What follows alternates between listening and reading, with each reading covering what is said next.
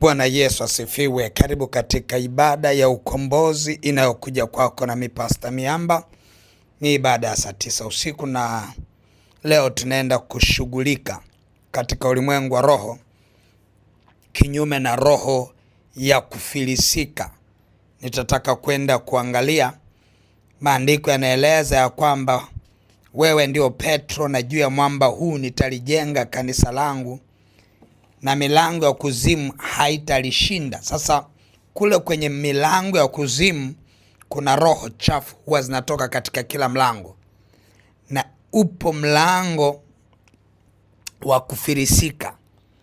Katika milango ipo milango mingi, lakini ipo milango ya kila aina ya uharibifu, moja wapo na roho chafu ya kufilisika. Hasa tunapoongelea roho ya kufilisika tunaongea nini? Tunaongea hali ile ambayo mtu anapanda juu halafu ghafla anaanza kuvutwa chini mpaka anarudi sifuri. Roho ya kufilisika, mtu anakuwa na fedha, ghafla anashuka chini mpaka anashindwa hata kupata 100. Anaanza kuuza kila kitu, anaanza kuweka rehani mambo yake, vitu vyake vya ndani vya hivi. Ujue ni roho ya kufilisika imeingia. Hii roho ya kufilisika ikiingia huwa inapiga mambo matatu. Jambo la kwanza, uzalishaji. Huwezi kuzalisha kitu kikaleta matunda. Jambo la pili, huwa linapigwa ongezeko. Yaani unajikuta hakuna ongezeko, hata ufanye nini hakuna ongezeko, bali unajishangaa unashushwa chini. Ni roho ya kufilisika hiyo. Namba 3, hali yako ya hifadhi huwa inapigwa, roho ya kufilisika. Kwa roho ya kufilisika inapoingia ndani ya mtu, hata afanye uzalishaji wa namna gani hauwezi kufanikiwa, kwa sababu ile roho huwa inaenda inapiga moja kwa moja uzalishaji. Lakini huyu mtu hata afanye vipi hawezi ongezeka.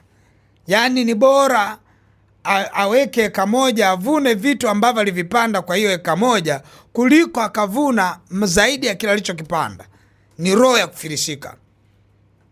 Lakini pia inapiga hifadhi. Kwa ndio maana unakuta mtu aliyefilisika ni lazima awe maskini, kwamba amekuwa maskini wa kutupwa, ndio kufilisika, kwamba hana chochote. Huwezi ukasema umefilisika wakati unahifadhi. Yaani huwezi ukasema benki una milioni 100 au 50 au 10 afu kasema nimefilisika, labda kama ulikuwa unamiliki billions of money. Lakini tunaona kinachopigwa pia ni hifadhi. Sasa roho ya kufilisika ni mbaya kwa sababu unaweza usiione. Yaani ile tu kwamba una uwezo wa kutawala kitu fulani katika uchumi, halafu ghafla unashindwa kukitawala. Leo umefilisika. Ulikuwa unaweza kula chakula kizuri wewe na familia yako, ghafla hamwezi tena kula chakula kizuri. Kuna roho ya kufilisika. Biashara ulikuwa unafanya vizuri, ghafla biashara imeanza kufanya vibaya. Unajikuta nguvu nyingi, hamna unachokipata, unazidi kushuka chini. Kimbia, pambana na roho ya kufilisika. Piga pepo la kufilisi. Pepo la kufilisi huwa linasababisha vitu vyote kuvutwa chini. Haijalishi utafanya jitihada gani, utavutwa chini. Roho ya kufilisika. Sasa tunapoenda kinyume na roho ya kufilisika, nataka nikupitishe kwenye mambo mawili ambayo huwa yanasababisha roho ya kufilisika. Yanaweza yakawa mengi, lakini naomba niyaseme hayo mawili, au nitaongeza moja yawe matatu. La kwanza ambalo linaweza likasababisha roho ya kufilisika ni maagano ya kifamilia na ukoo yanayohusisha watu kufilisika, iwe ni sadaka kwenye miungu migeni. Hiyo ni sababu ya kwanza. Unakuta hali ya kufilisika kwa watu wengi ipo kimaagano, na unakuta watu walitoa sadaka yao kwa in terms of, yani kwa namna ya au kwa njia ya watu wafilisike, wawe maskini, wa kutupwa, wasione mema yanapotokea. Hiyo ndio hali ya kufilisika. Inatokana na familia spirit, zile roho za kifamilia. ama maagano mabaya ya kifamilia. Lakini la pili, roho ya kufilisika inaweza ikatokea kwenye wewe kushiriki tendo la ndoa na watu mbalimbali. Bahati mbaya ukakutana na mtu mwenye roho ya kufilisika, huwa roho zinaambukiza kwa njia ya tendo la ndoa. Akasema hivi, yeye anayeshiriki na kahaba yu mwili mmoja naye. Anaongea kwa habari ya transfer of spirits, roho chafu kusafiri. Roho chafu kusafiri. Sasa ninasisitiza ni roho chafu. Usije ukasema naenda kwa mtu wa upako, basi mwenye nguvu za Mungu nikishiriki naye basi ile roho njema itakuja. No. Transfer of demonic spirit, roho chafu ambazo ndani yake kuna kufilisika. Mtu anaweza akajikuta ameshiriki tendo la ndoa na mtu, ghafla hali ya kufilisika inaanza. Muulize lini, akwambia nipokuwa na mahusiano na mtu fulani. Ujue ameingilia maagano ya watu wengine. Yule mtu uliyeshiriki naye alikuwa na maagano ya kufilisika, na wewe ukapita humo, tayari na wewe unakuwa pateka, unakuwa mshirika wa lile agano baya la kufilisika. Kwa hiyo hiyo ni jambo ambalo unatakiwa kuangalia, la pili ambalo linaweza kusababisha ufilisike. La tatu, jambo linaweza kufanya ufilisike ni kuto kusimama katika maelekezo ya neno la Kristo na kuipuuzia sauti ya Mungu inayosema na wewe kwa habari ya mambo mbalimbali. Mfano, sadaka, fungu la 10, kujitoa kidhabihu, michango mbalimbali. Vyote hivyo katika ulimwengu wa roho vina kanuni, vina desturi ya kiroho ambayo inalinda kwamba mtu aongezeke tu, asipungue. Ukisoma katika kitabu cha Malaki utaona hiyo. Anaeleza ya kwamba Mungu atamkemea alaye, anayekuja kukufilisi anakemewa. Kwa hiyo unakuta kuna kanuni ya kumlinda mtu anayetembea kwenye kanuni. Kwa hiyo nataka uelewe, roho ya kufilisika, unaweza ukajikuta mwaka umepita hujanunua nguo yoyote, ujue tayari roho ya kufilisika imeanza kutafuta. Unakuta wewe unauzauza tu vitu, mara unanua simu umekaa nayo mwezi mmoja ushauza, ujue tayari kuna roho ya kufilisika na kutafuta. Unakuta sio simu zile kwamba mtu anafanya biashara ya kwako ya kutumia, unaenda kuuza. Wewe sio mfanya biashara wa simu, ila unauza ya kwako kwa sababu kuna mambo yameingiliana, unataka upate pesa. Ni roho ya kufilisika. Roho ya kufilisika ina mambo mengi sana, lakini nataka twende mbele za Bwana tukemee roho ya kufilisika isituone wala siaguse maisha yetu. Tuharibu ile lango, tunalifunga lile lango la kuzimu linaloachilia hali ya kufilisika.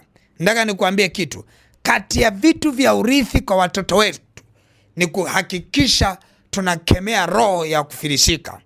Tunatamani watoto wetu wanapokuja waanzie tulipoishia sisi, asishuke mtu chini pale ambapo tumeanzia sisi. Kama wewe ulianza kuishi kwenye nyumba ya vyumba 6, basi wao waendelee vyumba 7 na kuendelea, au wabaki pale pale, lakini kusiwe na story ama hadithi za wao kushuka chini, kwamba sasa anakaa kwenye chumba cha mtu, chumba kimoja. Hiyo ni roho ya kufilisika. Kwa roho ya kufilisika ni hali ambayo inamfanya mtu alikuwa na kitu, ghafla anakuwa anashindwa kuwa na kile kitu tena, kinayeyuka, kinapotea kwa namna isiyo ya kawaida. Kwa hiyo tunaenda kukemea roho ya kufilisika. Wewe mtu mwingine anajua kabisa, mimi zamani nilikuwa na hela kweli, siku hizi ziko wapi? Siku hizi ziko wapi? Pambana na roho ya kufilisika. Kuna mtu mwingine na magari, aanza kuuza moja baada ya jingine. Anasema nauza ili nikanue jingine. Hakunaga kanuni hiyo. Ukiona unauza kitu ili ununue kitu kingine, kuna mawili. Unaweza ukafanikiwa ama usifanikiwe. Kwa sababu hata njia za kumfilisi mtu huwa zinakuja kwa staili hiyo hiyo. Anauza, anasema anauza gari kwa bei ndogo ambayo hawezi kununua kitu, anaila, anakuja kujikuta hana gari, anarudi kutembea kwenye daladala. Tayari roho ya kufilisika inakuwa imeshamvamia mtu huyo. Nataka twende mbele za Bwana tuharibu na kukemea roho ya kufilisika. Baba mtakatifu, katika jina la Yesu Kristo wa Nazareth, Mungu aliye hai, ninakushukuru sana.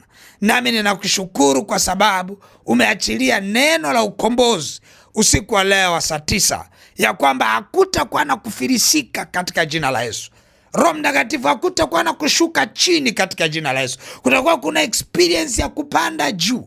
Mimi na watu wangu tukapande juu. Tunakemea na kukataa roho ya kufilisika kwa jina la Yesu Kristo wa Nazareth. Roho chafu za kushuka chini, zinazomvuta mtu kumshusha chini, zinamvuta mtu kiuchumi kushuka chini. Tunaenda kinyume na roho za kufilisika kwa jina la Yesu Kristo wa Nazareth. Ninafunga tabia mbaya ya kuuzauza vitu ambavyo bado viko kwenye matumizi. Ninafuta tabia mbaya ya kuweka rehani vitu. Nazifuta hizo tabia mbaya zilizobeba roho chafu ya kufilisika kwa jina la Yesu Kristo wa Nazareth. Baba, asante kwa maana watoto wako unawatoa katika roho ya kufilisika, unang'oa roho ya kufilisika. Uzao wetu utakaa katika hali ya ongezeko tu, hakutakuwa na hali ya kufilisika kwa namna yoyote. Tunaifunga hali ya kufilisika kwa jina la Yesu na kwa damu ya mwana kondoo. Baba, asante kwa maana neema yako yatosha. Asante kwa uweza wako, asante kwa nguvu zako. Ninakushukuru kwa maana neno hili ambalo limeachiliwa siku wa saa 9 la ukombozi, watu kutokufilisika, linaenda kuamsha maisha ya watu wako katika jina la Yesu. Linaenda kuamsha maisha ya uchumi wa watu wako katika jina la Yesu. Ninatangaza, unanisikia sasa hivi, uchumi wako ukaamshwe tena, kwa maana ile roho iliyolalisha uchumi wako, roho ya kufilisika, imeshaondolewa kwako katika jina la Yesu. Ukapate mwanzo mpya mahali ulipofilisika, uanze upya katika jina la Yesu. Mahali uliporudi nyuma, uanze upya katika jina la Yesu Kristo. Upako wa mwanzo mpya kinyume na roho ya kufilisika katika jina la Yesu Kristo wa Nazareth, Mungu aliye hai. Amen, amen, amen. Mungu wangu akubariki sana, na tumefika mwisho wa maombi yetu haya, na neno najua utakuwa umelisikia, umelielewa, na maombi haya ni package tosha kabisa za wewe kutembea katika ushindi wa kutokufilisika. Basi utakapoona dalili zinakuja, ma unatamani uze hiki, ma unatamani ufanye hiki, ujue roho ya umaskini lakini inalenga kufilisi kabisa kile ulichokuwa nacho kisiwepo tena. Utaelewa kwamba tunavyotofautisha kufilisika na umaskini, vinaweza vikaa kama vinaendana hivi, lakini mtu anaweza akawa maskini na hajapata chochote, lakini kufilisika mtu alikuwa nacho, adui amekiiba. Mungu wangu akubariki sana. Basi utashika sadaka yako njema, utaenda kuiachilia sadaka kinyume na roho ya kufilisika. Utaachilia kwenye ile lipa namba M-Pesa ambayo ni 577876 au namba za mawasiliano 0713842123 au 0744982517. Mungu wangu akubariki na uwe na wakati mwema. Amen.